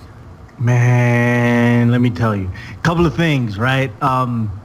I never thought I'd see AJ Styles in this position. 1. 2, I am extremely happy that AJ Styles is in this position. 3, I think that AJ Styles will one day be the WWE champion, but just not at Backlash. I don't think he gets his belt at Backlash just because I just don't see. I don't know why. I just don't see it. Just not. Maybe they extend his feud. I think he gets that belt on a SmackDown to try to boost the SmackDown ratings or something. I don't know. I could be very wrong, and I'd be happy if I am wrong. I don't know if Dean Ambrose goes over, but I think Dean Ambrose walks out of there with that belt. I predict a screwy finish. Okay. I guess I got to pick a winner. I'll pick AJ Styles to win, but in some screwy fashion. Not he doesn't take the title. All right, does that make sense? No, I understand. Professor, your opinion before we wrap this up. And then it's a very hard match to predict, Big Ray. I mean, you're right. If I go with my heart, AJ Styles wins. It's time. I mean, I don't want to be critical about Dean Ambrose's run as the champion, but it has been lackluster as best. He didn't have a good SummerSlam match with Dolph Ziggler, and it showed. I mean, it was down on the card. It wasn't the last match. So they proved their point with that belt. So, someone, the new face that runs the place in AJ Styles, if you put the belt on him, that's main event quality. So I'm going to go with my heart on this one, and I will say AJ Styles will become the WWE champion. I know I'm going to be wrong, but I feel that I'm going with my heart here. All right, so far we have Billy Ray Valentine, who picks Dean Ambrose. We have myself. I picked AJ to win. You picked AJ Styles? Okay. I don't have him walking out with the belt though.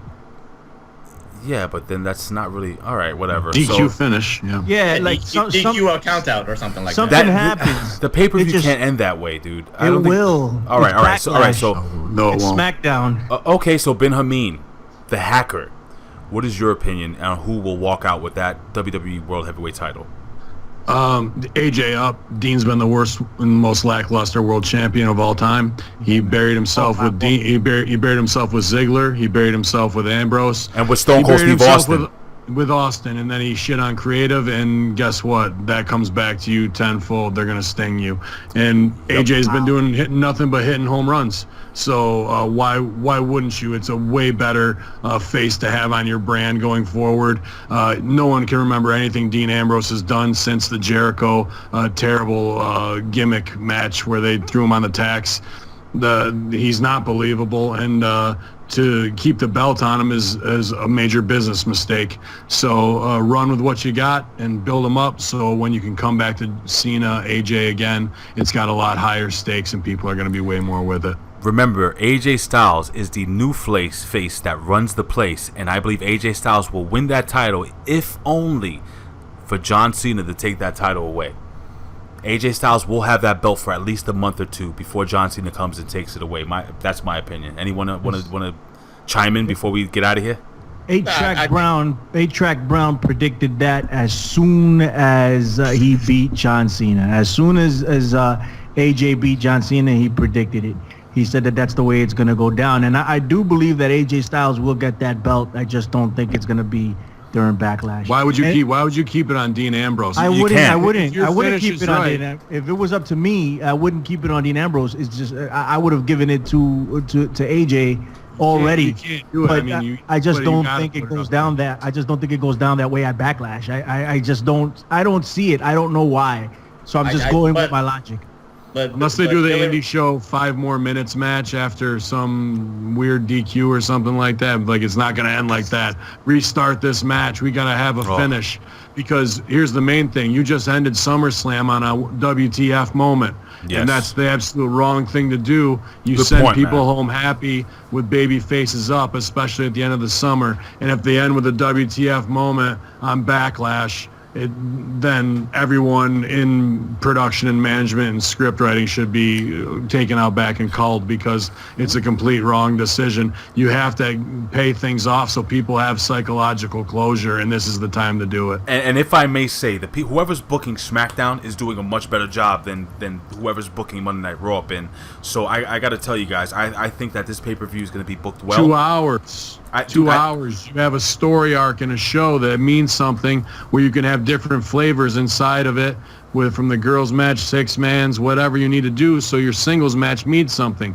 People, they don't make 3-hour movies for a reason. People don't want to sit through 3 hours. They get long, drawn out, and you have parts of your movie that are plotty and boring, and that's exactly what we have every Monday night. All right. Well, Professor, before we leave, you want to just knock that out? Whatever what's on your mind? The way as me being the prophet here, Billy Ray, the way that I see it is that, Billy Ray, you even said it himself, like with Randy Orton, who got decimated by Brock Lesnar at SummerSlam. What a great bounce back if he beats Bray Wyatt. Who could be the great first challenger for AJ Styles in the months to come? Randy Orton. So you build a program between AJ Styles and Randy Orton. That could be a great match, building up towards Survivor Series, because you gotta save that John Cena moment for WrestleMania. Can they stretch that out? That's many months, in the making for that. So that's the way I'm not. Again, just to reiterate, I'm not saying that AJ Styles isn't going to win this title at some point.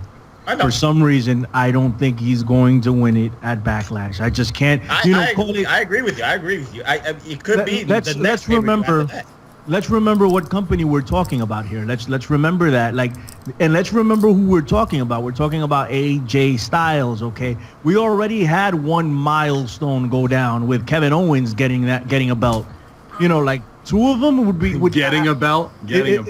It'll be too much for my mind to take. I don't know if I'm ready for something like this after decades of predictable WWE booking. You understand me? I'm not ready to separate myself from that yet. Billy Ray, you might be right in the fact that finish could be aft. And what if Triple H comes down and pedigrees old boy and puts the belt on AJ just like he did Owens? No questions asked. Oh my goodness, that is a possibility. And my question is, how long do we have to wait before Kevin Owens actually eats that delicious looking title? Ladies and gentlemen, on his third one. This is his third title this week.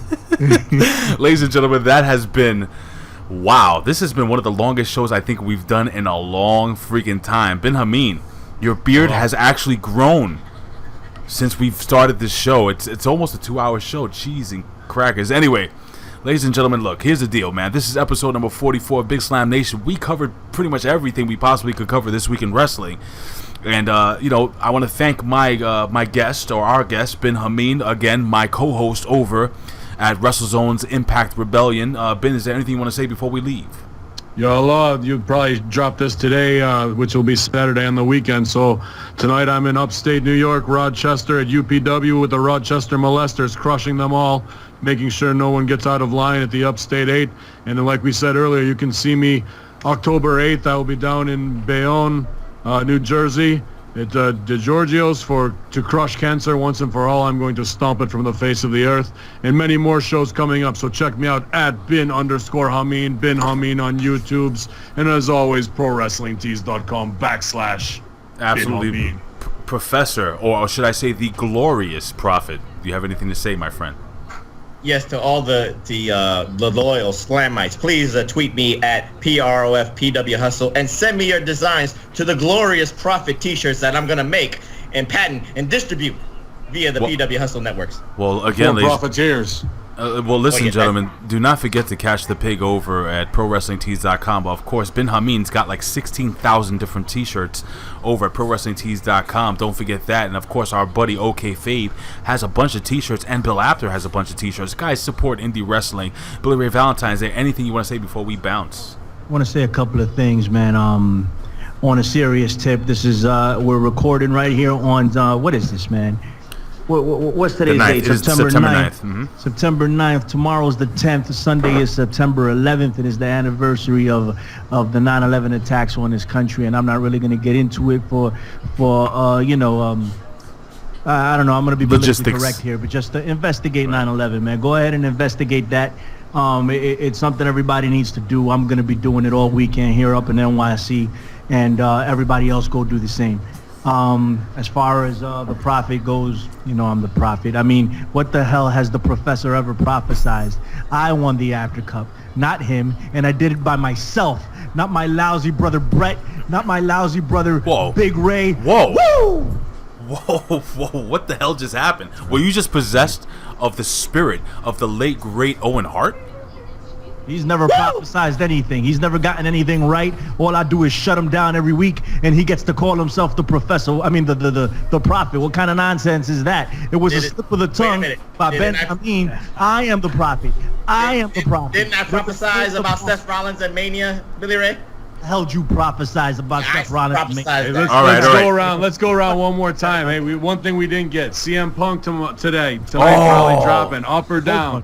Hold on. You guys can go. I'm going to go first. I've been waiting for this for a long time. I'm going to have a lot of fun Saturday. I'm going to go see David Icke, and I'm going to get my conspiracy on. And second, right after that, after I get out of David Icke, I'm going to go see CM Punk get completely obliterated. Because that's what's going to happen. Listen, man, all jokes aside, I want the guy to walk out of there with his life. CM Punk, it's called the tap out. Do it quickly, okay? Because it's going to happen. I don't see how CM Punk is walking out of there with, man, if he makes it to the second round, I'll give you props. I got to give CM Punk a lot of props. I got to give him a lot of props for taking this on. He's been very humble over there, and he doesn't talk crap to anyone. He falls back. He knows that he's not in his element. I give him props to getting into this cage, but you're going to get it. You're going to get it, and I'm going to enjoy watching it. And yes, I'm going to pay the money to watch it. You can have it. Billy Ray, he's not going to get it. You know what he's going to get? He's going to get it. He's going to get it. Now listen. Get in, man. The greatest, the best heel in the business right now. I don't care what no one says. Listen. All right, I'm gonna go, and then I'll let the Professor and Ben go. Dude, let me tell you something. I've been going back and forth with a few people on WrestleZone.com and also on Twitter. Listen, I grew up in a household of boxers. My father's a professional boxer. I've got punched in the face since I was about 7 years old. So I know what it is to actually throw a punch. And I saw CM Punk training. I've saw multiple videos of this guy throwing that weak-ass overhand right. I've also saw his head movement. I saw the fact that the poor guy looks emaciated.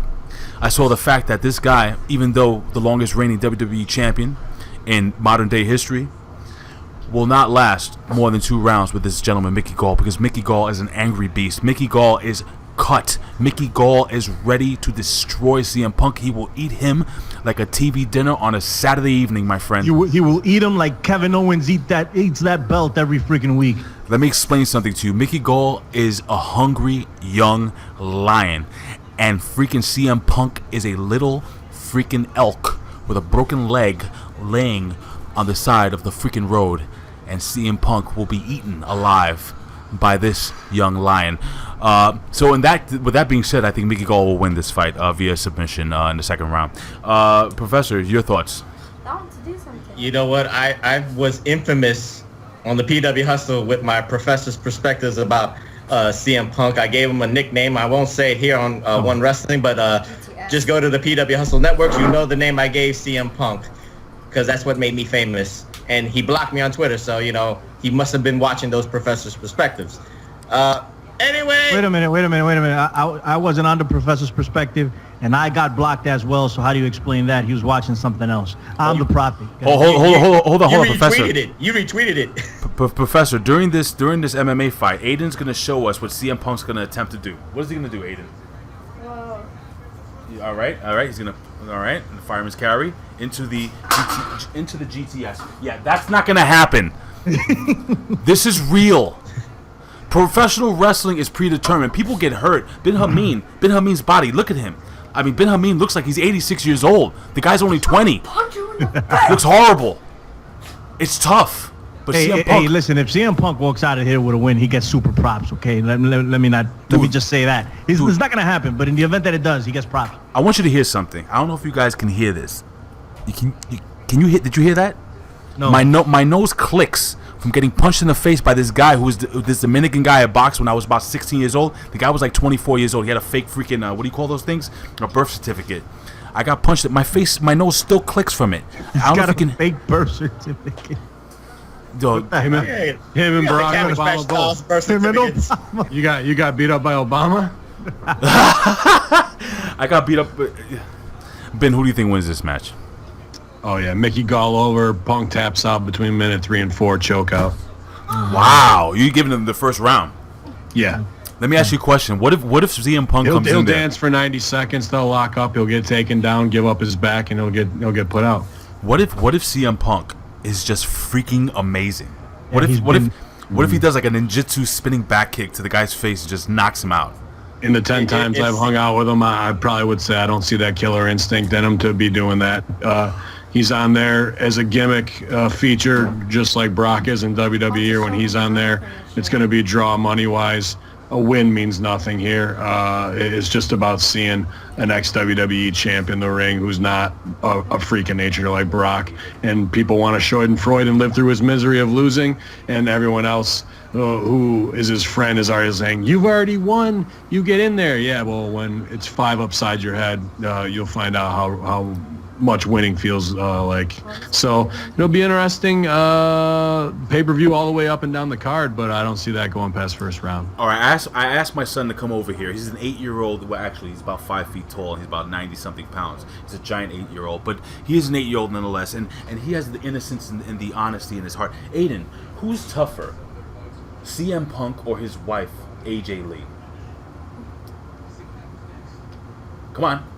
That's not nice. Who's tougher? He just doesn't like CM Punk to even say that answer. I'm not going to say it. You're not going to say it? So is it AJ Lee? No. No, you dumb bag. Oh! What a hit. 5 across the eye. What the hell is this? He called you a dumb bat. But you know what? If CM Punk wins, then UFC is fake. That's the way I'll say. It's like in the words UFC is scripted. In the words of one of my favorite podcasters, he'll get it if he hears me say it. Taz, everything is a work now in life. Ladies and gentlemen, God, that hurt. I always say this. I would do this for a living, but if I can, I would do it anyway. Why? Because I love talking wrestling. Ladies and gentlemen, CM Punk is getting his face caved in. I have a freaking knot on my head because my son gave me a legit shot to the face, and Ben Hamin looks like, I don't know, like he's going to pull somebody else's thumb off anytime. Oh, God, again? Woo! Ladies and gentlemen, we'll see you next week for Big Slam Nation. Oh, Big Slam Nation, episode number 45, where we'll discuss the death of CM Punk. Goodbye, guys. Delete. Proper tears. Delete CM Punk. Delete. Goodbye. All right, ladies and gentlemen, Billy Ray Valentine had to get out of here. But listen, before we get out of here, I wanted to wish a very, very happy birthday, Ben Hamin, the hacker, my friend over here, Anthony Quintana. We wanted to wish you, Jennifer Diaz, a very, very happy 25th birthday. What do you say about that, Ben? Yo, Lord Jennifer Diaz, I will see you later tonight for our special date, my love. I hope you got my present and you're wearing that special little thing I bought for you, because I know you'll look super sexy in it. I'll see you later, my sweet, and happy day of birth to you. Rise and praise the sweetest one. I would ask your thoughts, Prophet, but I mean, she's gonna get a present and a half. That's the way I'll look at it. unbelievable. Well, Jennifer Diaz, I wish you, my dear, the happiest of birthday, boo-boo. Take care, and we'll see you when you get back to New York City. Take care. Happy birthday, kiddo. Happy 25th. Bye.